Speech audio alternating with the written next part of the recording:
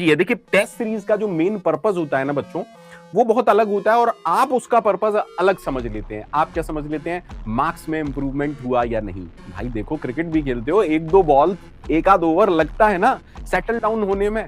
अब बच्चा क्या सोचता है, पहले ही टेस्ट से एकदम टॉप कर लूं मैं। ऐसा नहीं होता है ना। दो चार टेस्टों में तो आप उस इंटरफेस को सीखते हो, उस इंटरफेस को पहचानते हो, कैसे क्वेश्चन है ना सॉल्व करना है, कैसे क्या करना है। तो वो दो तीन टेस्ट तो ऐसे ही निकल जाते हैं। तो प्लीज पहला टारगेट आप समझिए, टेस्ट सीरीज का टारगेट है सिली मिस्टेक्स को अवॉइड करना। जो मिस्टेक आप गेट के एग्जाम में करते कुछ पैसे देके, वो मिस्टेक आप यहां पर कर ले रहे हैं, तो सो दैट आपकी सिली मिस्टेक इंप्रूव हो जाए। लेकिन अब इंप्रूव अपने आप नहीं होंगी। आपने टेस्ट दिया, आप घर आए, आपने नोट डाउन किया, एनालिसिस की, आपने टेस्ट की, कौन क्या मेरे वीक एरियाज हैं, कहां मेरे से गलती हो रही है, कोई कॉन्सेप्ट तो मिसिंग नहीं है। So please understand, test series का पर्पस मार्क्स नहीं होते हैं। अब कई बार क्या होता है, बच्चे के मार्क्स ज्यादा आ गए, खुश हो जाते हैं, ओवर कॉन्फिडेंट हो जाते हैं, खेल हो गया। या कम मार्क्स आ गए, डिमोटिवेट हो गए, पढ़ना छोड़ दिया। भाई टेस्ट सीरीज का पर्पस मार्क्स है ही नहीं। टेस्ट सीरीज का पर्पस है सिली मिस्टेक्स को अवॉइड करना।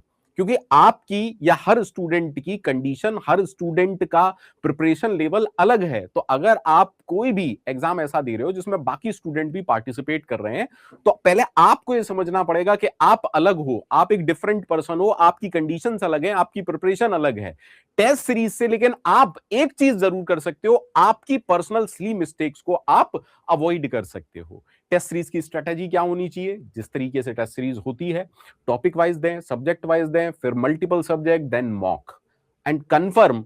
हालांकि स्लाइड में शायद हो सकता है लिखा हो 20 से 15 से 20 या 15 से 25। मान के चलिए अगर आप मुझसे पूछेंगे और आपने अगर प्रिपरेशन टाइमली स्टार्ट कर दिए, तो कम से कम 30 मॉक टेस्ट आप सभी को देके जाने चाहिए, अगर आपको अच्छी रैंक लानी है तो। ठीक है, तो टेस्ट सीरीज की स्ट्रेटेजी ये होनी चाहिए। मॉक की एनालिसिस, मैं फिर से कह रहा हूं, देखिए फोकस आपका क्या करना है, कहीं पर भी इसमें मार्क्स नहीं है। फोकस आपको करना है सिली मिस्टेक्स आप क्या कर रहे हैं, उनको कैसे अवॉइड करें, उनको कहीं नोट डाउन कर लें। अगली बार जब आप एग्जाम देने जा रहे हैं, तो आपके दिमाग में होनी चाहिए कि क्या सिली मिस्टेक्स हुई हैं, तभी तो वो रिड्यूस होंगी।